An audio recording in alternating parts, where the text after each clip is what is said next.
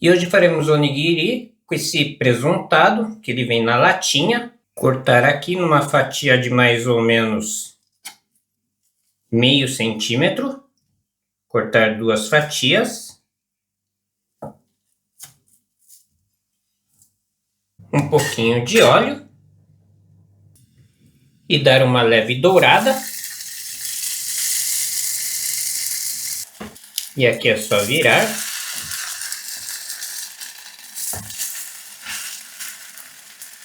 E agora é só deixar de lado. Arroz japonês cozido. Um pouquinho de sal.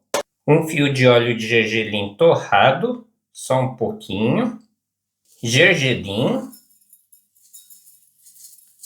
Misturar.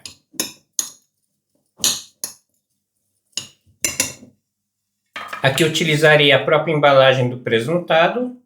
Forrei com plástico filme.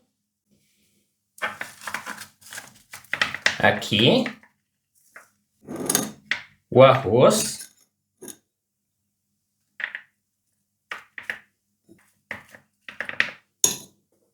E o apresuntado. Agora é só dar uma leve pressão. Retirar. Agora é só abrir. Um pedaço de nori, essa parte que brilha sempre para fora. Colocar o nosso onigiri.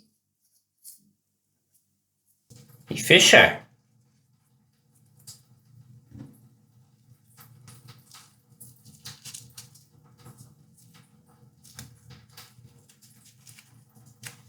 E podem fazer, que eu garanto que vocês vão adorar.